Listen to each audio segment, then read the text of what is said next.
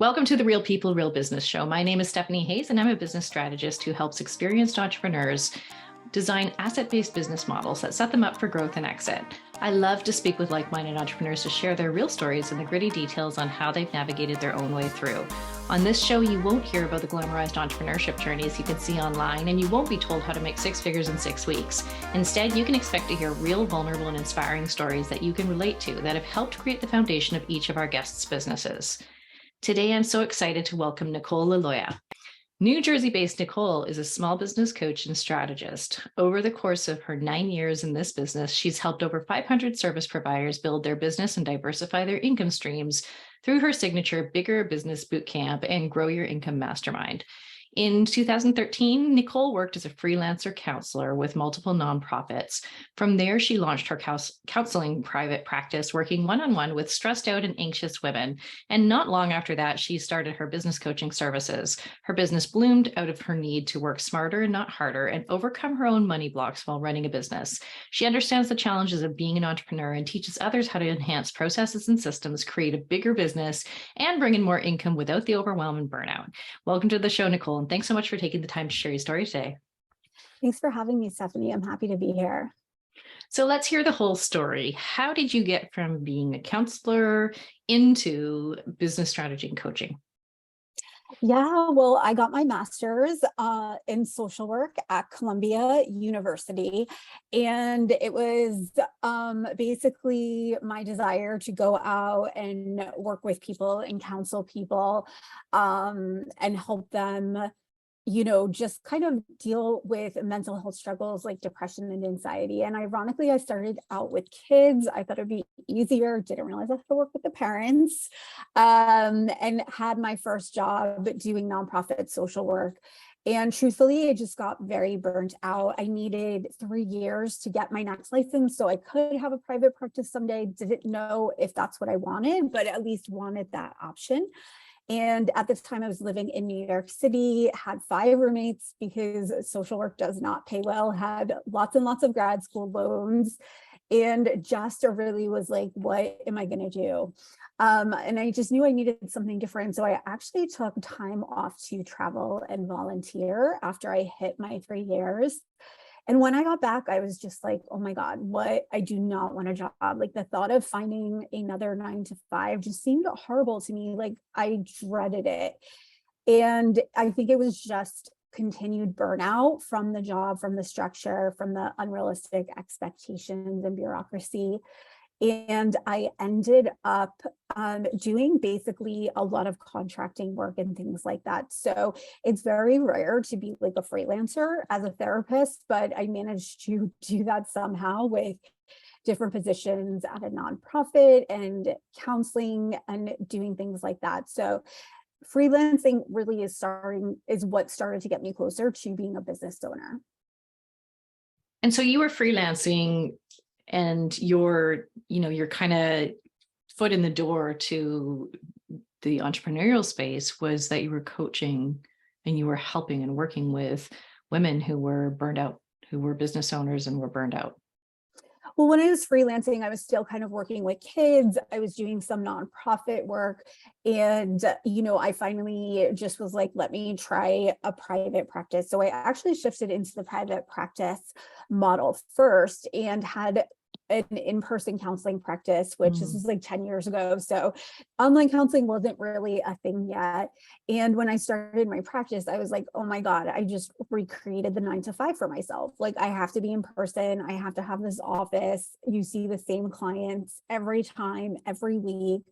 And truthfully, I am an introvert and I just get very drained. So I was like, I don't want to see 25 clients or 30 clients, to make money. And then I was like, oh my God, also like, if I don't raise my rates or, I will never make more money. The only way to make more money is to see more clients. And I had kind of discovered coaching at the same time I was launching my practice and was really intrigued by it.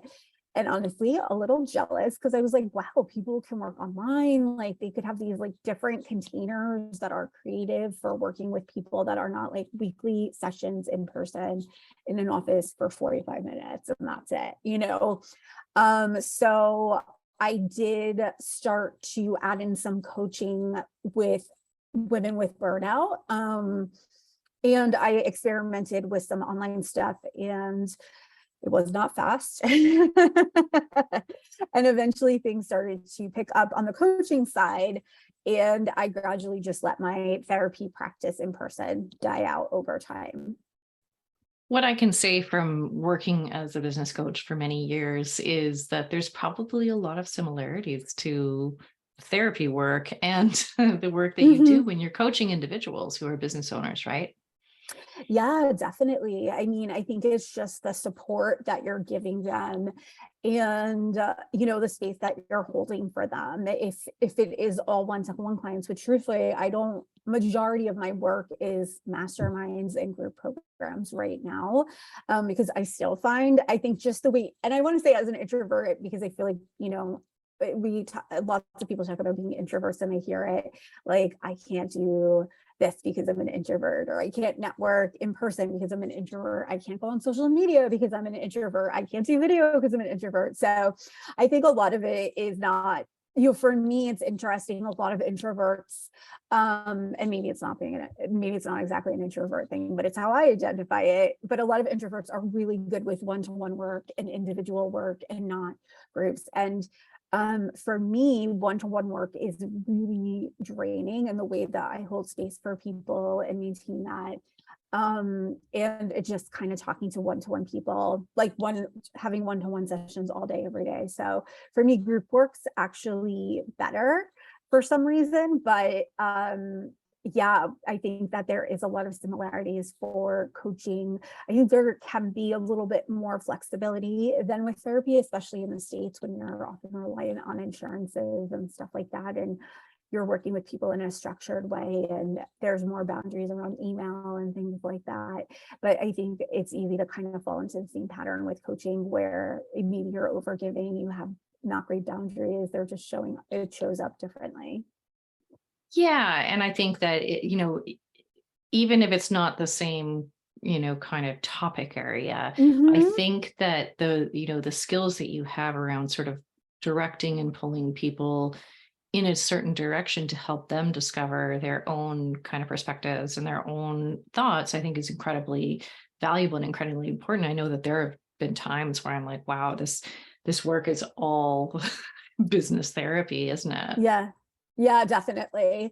Yeah, I think supporting people and just being able to get them to make progress or change things in their lives or their businesses, there's definitely that similarity. And there's also that risk for burnout too.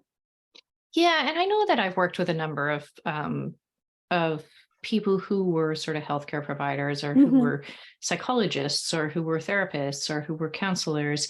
And they kind of were running up against the same thing that you were running up against, where there was a cap on, what they were sort of allowed to charge. And their only way through was to either get more patients or find another business model entirely. Do you think that that's a fairly common route for a lot of people who kind of came through this profession? Because I know a lot of them would turn themselves into sort of life coaches or whatever Hmm. they could call it, and they were still kind of doing the same work, but because they were calling themselves something different, then they were able to be more creative in the way that they delivered their services and what they could charge.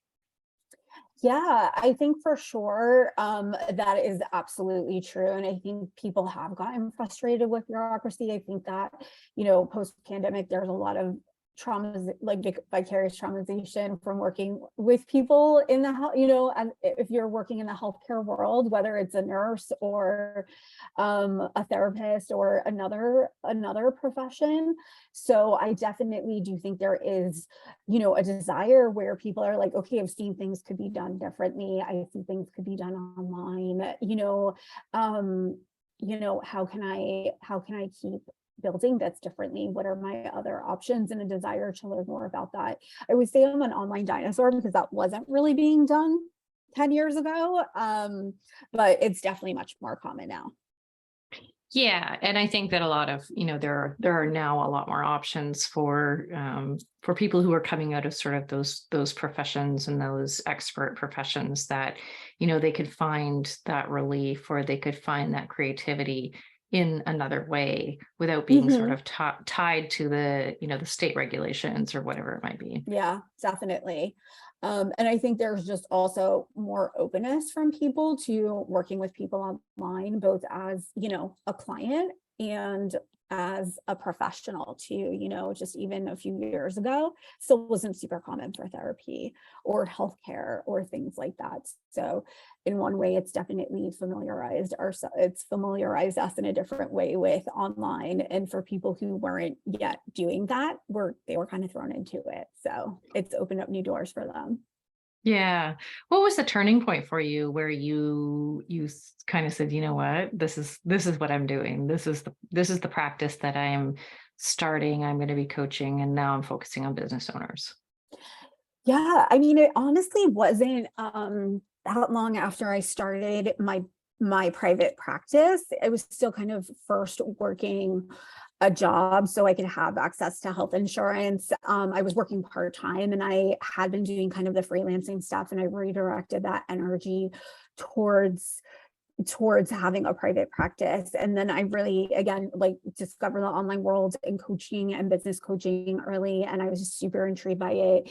And because I had already taken time off to travel and volunteer when I had gotten burned out, it kind of seen a different way of life of being able to explore the world, not just taking a vacation, a 1 week vacation, but being able to spend time in different countries and learn about the culture and connect with others. So it really did sort of, I think, motivate me in a different way before others, because I knew it would allow me to travel and do those things. And I wanted more of that experience. And so you made a decision, and you started moving into, the coaching space. And tell me about, growing that part of the Mhm. business. I mean, that was a new skill set, that was sort of a new audience that you had to start attracting, right? Yeah, I mean, it was a big transition, truthfully, because getting clients online at that time seemed a lot easier than like finding people in person and having to network in person. And I just had this like unrealistic belief that all I needed was like a pretty website and some strong copy, and like people would I mean, start. it helps, but Yeah, it definitely helps, but it's not enough on its own. It's not enough on its own to just get you booked out overnight. Like you need to get people to the website to see that copy.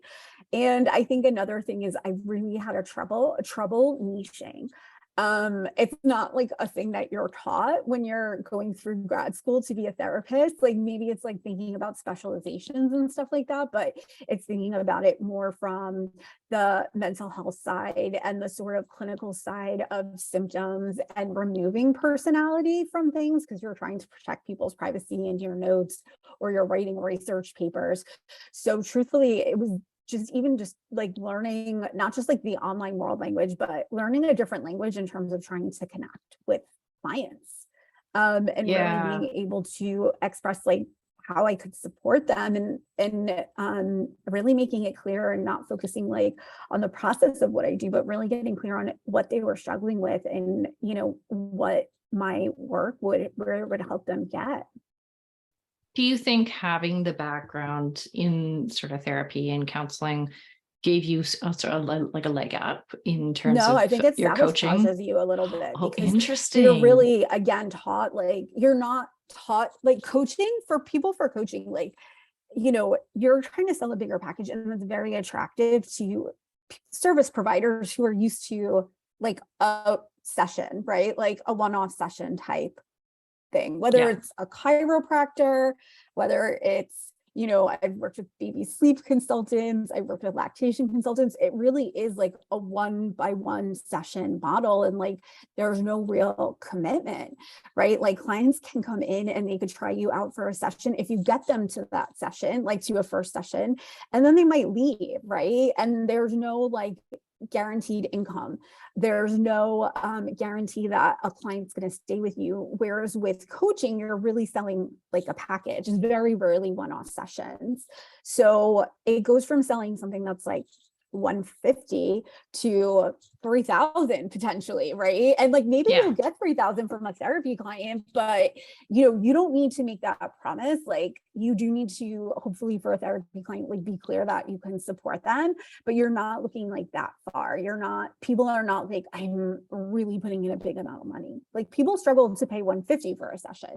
So then when you're trying to switch to coaching, and you really have to kind of look at services different and look from a more, solution oriented way, and also really learn how to package and market.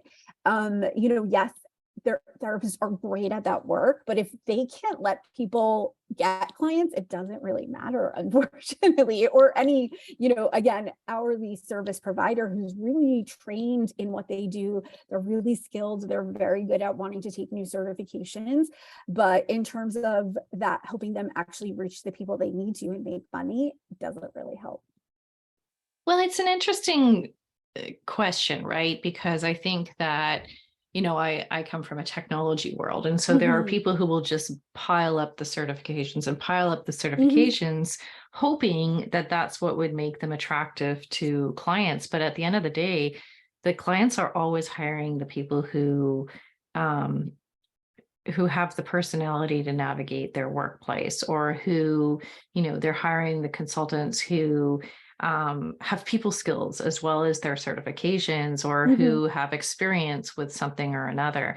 So I think that these sort of expert professions, I think that piling up your certifications are only going to get you so far, but you still need to know how to navigate the landscape, how to be a freelancer, how to add value to your clients.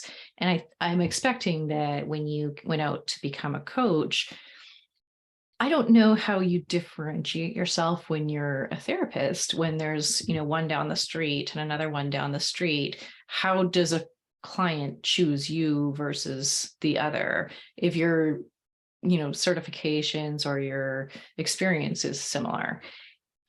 There's a little bit of branding that has to happen there too, isn't there? And then, and that's the language that therapists are missing, because they're thinking certifications, right? They're thinking licenses, they're thinking trainings. And the truth is that clients never even ask about that. Like 98% of the time. Like I never had a therapy client be like, oh, where'd you go to school? Or like, what is your license? Like they don't really even know the differences between them most of the times. But that's what we're so busy being trained in and focused in, and our energy is going to, that when we do leave jobs and try to go out on our own, it really is like a shock. Like it's a shock that we don't know how to market ourselves. It's a shock that we don't know how to run businesses, like just from organizational ways. Again, like people are great at seeing clients and juggling sessions, but it's like all the other stuff, which is a lot of the stuff to get to the point where you have clients, that the stuff that's needed, where things sort of fall apart. But the funny thing is like, I think of myself as somebody who would hire a therapist, and I would hire a therapist because of who they are and how comfortable I feel with them as an individual. It's no different for coaching or for freelancers. People are hiring you for who you are, for you as an individual, and how well they connect with you. So you may not have all the certifications or whatever, but you're going to appeal to a certain demographic. You better know who that is, right? Right. And that's, the pieces, it's like they may know who their demographic is, but they're thinking about it in clinical therapist terms. You know what I mean? Like couples recovering from infidelity who need to communicate more. Like nobody is going to couples therapy. Like, yes, they want to communicate more, but they're saying it differently. They're like, he doesn't listen to me, so they're not using those words though. They're using like professional, like language words, like, hey, you need coping skills. Like, that's great like lesson right there, right? Get your partner to pick up the slack around the house. So it's sort of like they don't know how to express what they could help people with. So it's hard for them to connect with clients at times, because the clients don't know they can help them really. They're not thinking like it's two different languages.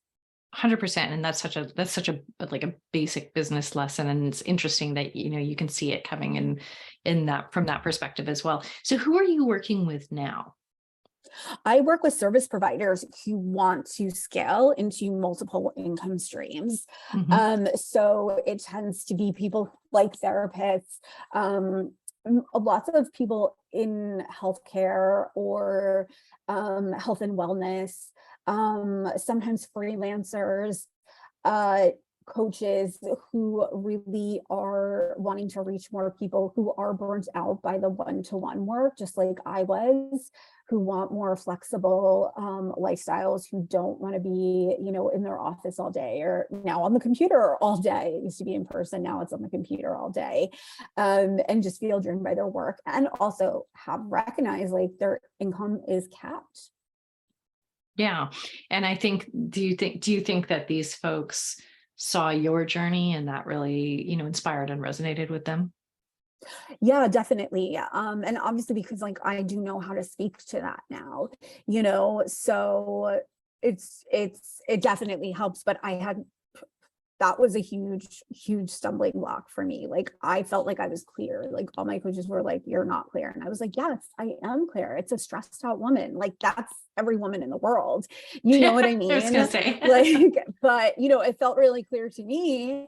But it doesn't do you any good if you're the only one who knows who your client is and people can't send you people. The thing is though, particularly as a therapist, and I didn't take insurance, but there's a lot of people who get clients because you're just on their insurance panel. That doesn't mean they're the best fit or the best person to help you, right? So again, a lot of times too, like we're also just used to, and this can be in any like job, right? You get a job and you're just kind of throwing work, and it's not even always stuff you're good at or enjoy, but you're just given tons of clients in all different ranges and areas. Like I said, I specialize in children, and then I realized I did not want to, so I had to really change that on my own. And it's not like I got another certification, but it was just learning how to like use my skills and knowledge a different way. So yeah, it was really hard for me. I still feel vague at times. I could still speak in vague generalism things like more money, right? Like what does that really look like? So I think that is the area that a lot of my clients struggle in. Ironically, you always help people with what you need help with. I just had my first call with my mastermind members for my current round, and it was a lot of people who are seeing one-to-one clients, so they've gotten that clarity, but they want different projects. They're distracted, they get stuck in seeing clients and not working on the other stuff. They don't have good systems or foundations, so they're just constantly burning out or constantly staying at the same space and stuck at a plateau. Yeah. And I think that, on your business building journey, you go through this, at first you're like, well, I should just, serve everybody because I don't want to miss anybody, but you really just kind of, you don't know yourself, right. As a business owner. And then you get to this point where you're like, oh, there's a need. I saw a need. I found a need. And so, of course, this is going to be successful because I'm talking about the need. Well, so are 500 other people, right? And then they start to get into this like, well, this need for this specific type of person, or this angle on this need, or I've got a solution to this need. And we start to go, but that's natural evolution for, or it should be anyway, for our businesses. And so we, the further we can peel back those layers, where are your clients at? Yeah, I think that my clients are at the place where, again, they do a lot of times have money already. They have some secure income and they want different income streams. And it's hard because I think a lot of times there's people who want that, but still don't have that first secure income stream. So they're trying to go in too many directions, or like you're saying, they see a need, but it's like completely different from their current audience. So that's a problem too, because it seems easier like, oh, this is a really good product, or this is a really good program or service for this audience, right? And it's not great because if you don't know how to deliver to it, it's not going to work well. Or if you don't have that audience at all and you already have, a different kind of audience, like if your audience is new moms and then you're like, oh, teen girls are really struggling with XYZ and like I could create that for them. you have to build a totally separate audience. So I think that's the other thing. It's very easy for my clients to try to give 10% to 10 different things.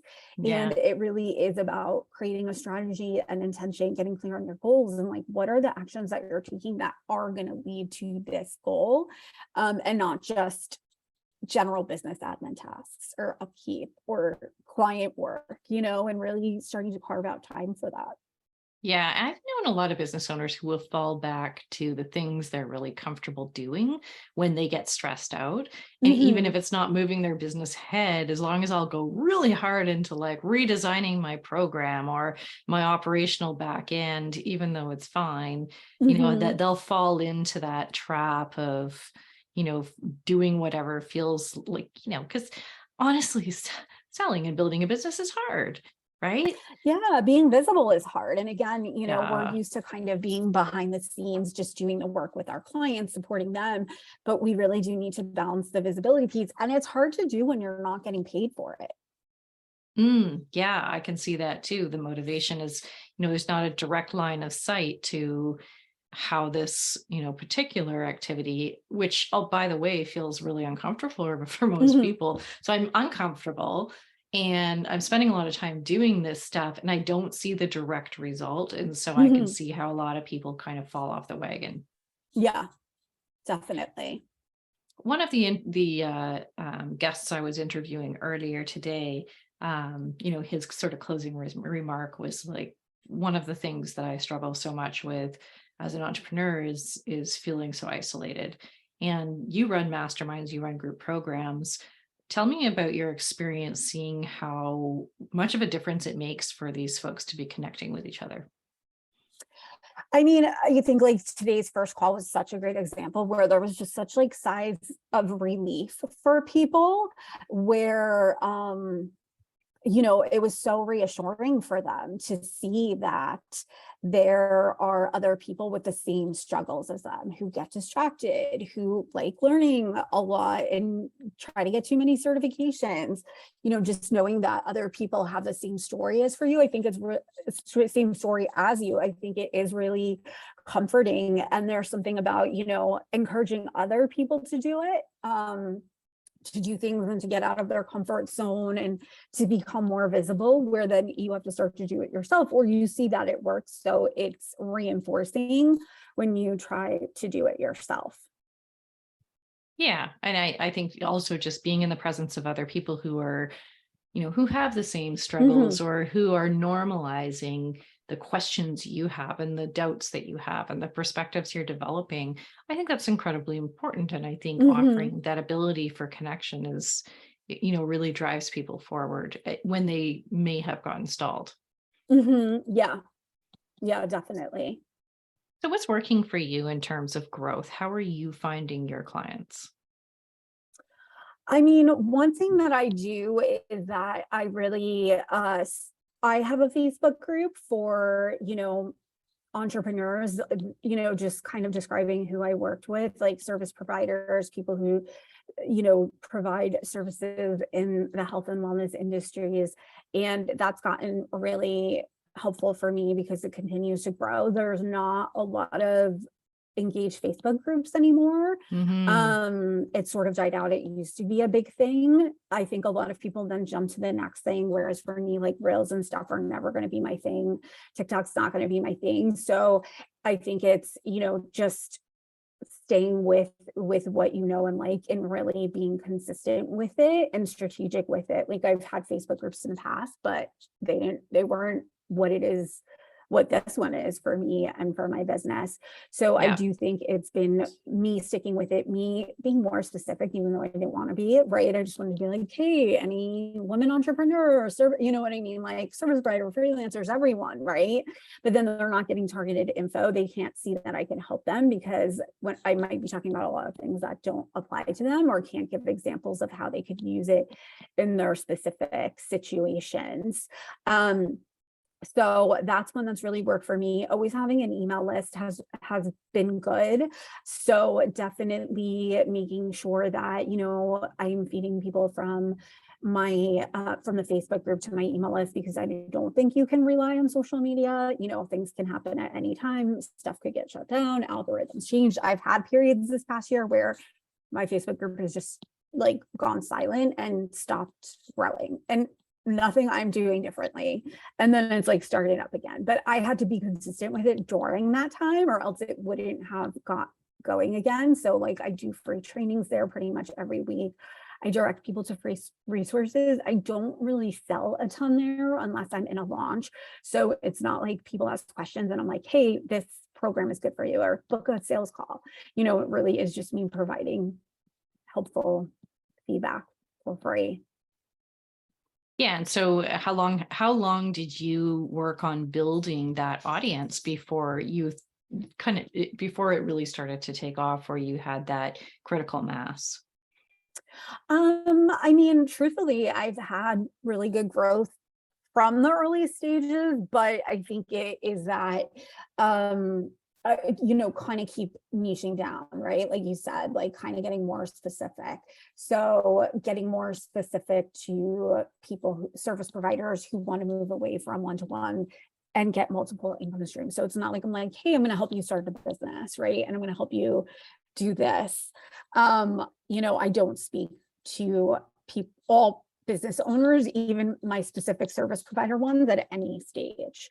They really should have a business set up already. It doesn't have to be like super like financially, thriving, but they do need the logistical pieces set up of a business. They need to have a business. And usually even some clients before they're going into the next stage. So I think being very clear about the stages where my clients are at, really noticing that multiple income streams, like that wording, is very attractive to my audience. And I think also just being honest, like I don't push passive income. That's not really a real thing. Like if people are coming to me and they're like, I want to create a course so I can have money coming in while I sleep, I'm not the right person for them, because it's not real. And I'm not going to take someone's money over something false. You know what I mean? So Yeah. I think the other thing is that as much as it's like, I will turn away the people who want that because they don't want to hear reality. And I bring in my ideal clients who are okay hearing that because Yeah. they I like the mean, honesty and appreciate it. don't get me on my soapbox about passive income. There's nothing passive about passive income. Yeah, It just no. means you get to work at a different time of the day And on my different clients don't have the things. audiences for even that type of income Yes. to be consistent. Yes. That's one of the big misnomers, Mhm. is like, why would you create a course when you have, 50 people on your mailing list? Or They don't, like they that even takes, know it that. takes a, yeah, it takes a lot of audience building to Mhm.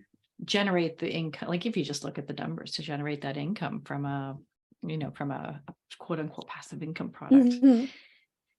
So what's looking into the future looking like for you?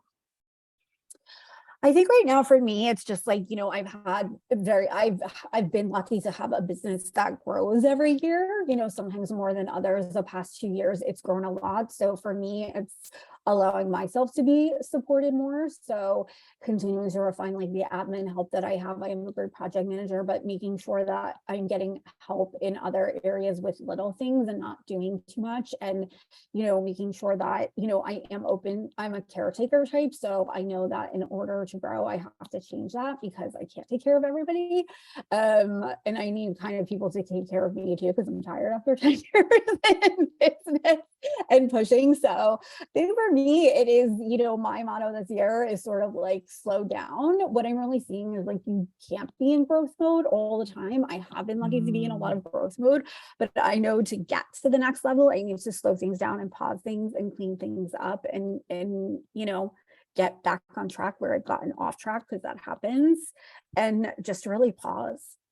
Yeah, that's a really astute thing to recognize, that we can't and we shouldn't always be in growth mode. We can't and we shouldn't, always be raging forward to the next, big launch, because you don't give yourself the chance to learn and to reflect and to, have some, time under your belt Mhm. to be able to see the results of what you've been creating. But the other interesting thing that you said was that you're a caretaker. And I think a lot of the people that I've worked with too sort of would identify that way as well. So what are some of the things that you do or that you recognize you need to do differently in order to be a leader as a caretaker? Well, for me, some of the things that I do, but need to kind of do more of is just kind of outsource more, like in my personal life too, because I do have ADHD. So it's very easy for me to get overwhelmed or not follow through on things that I don't enjoy. So, and I also can keep up systems, but I'm not good at starting systems from scratch. So, I think for me, it definitely is like allowing myself to invest in that kind of support when that's not like a normal thing that I grew up with. And it's sort of like do it yourself, right? So just allowing myself to take breaks. I just was sick. I got a virus, which I knew kind of was like lurking because I was on go for a very long time. And then I took a long time to recover from it because it actually turned out that I had insomnia, but I didn't notice because I was so sick. So just stuff like that, like I really couldn't function. And I actually just slept every day for a few hours. I saw my clients, but I had to kind of put the other stuff on hold. So, just getting better with doing nothing, which is hard. Well, great. We can work together because I like starting things, but I don't like maintaining them. And I also have ADHD. Awesome. So there's one question I ask all my guests, and I'd love to hear your perspective on it. What's the difference between what we hear out there in the business world and the online business world, and what's real about being a business owner? Yeah. Well, I think it's kind of what we were talking about is like the passive income. Like there's a lot of stories of like you need multiple income streams. I do think multiple income streams are good, but like you have to have the first income stream in place, and people don't want to hear that. They think it's like better to start introducing lower cost stuff and it must be easier to sell if it's cheaper, but you don't have the audience. So I think it really is like that kind of stuff, like passive income. I think it's also that people present that they're doing it all and they're really not. They have like multiple people working for them behind the scenes. You know what I mean? They're not doing every piece of it. So I think that's also very misleading for people. Yeah, I totally agree. And I'll go on that soapbox any day. Awesome. Well, we're coming up on time. Can you tell our listeners how they can find you? Yeah, they can find me. You all can find me on Instagram at Nicole Liloia, or obviously my website is NicoleLiloia.com, but I do recommend that you go to NicoleLiloia.com/CIG and download my consistent income generator, because that really helps you if you're a service provider, really get clear on like, what are your income goals? Like, is this feasible with the amount of time you have? What do you need to be charging? Do you have what you need for multiple income streams, and really assessing that and creating a plan for that. Amazing. Well, we'll put those links in the show notes so everyone can find that. And I'm sure you'll have a lot of people rushing over to download that as a free resource. Thank you so much. Thank you. And we're going to wrap it up. I'm so happy that we had the opportunity to chat with Nicole today to hear more about how her business came to be, her experiences along the way, and what the future of her business entails. And thank you for tuning into this episode of the Real People, Real Business Show, where we get the real entrepreneurial stories and journeys that you can relate to. The show notes, resources, and links from this episode are available on my website and social media platforms. And if you've enjoyed today's content, I would love for you to give us a review on whatever platform you're on to help us share these genuine stories with an even bigger audience. Till next time, keep dreaming, keep building, and keep being real.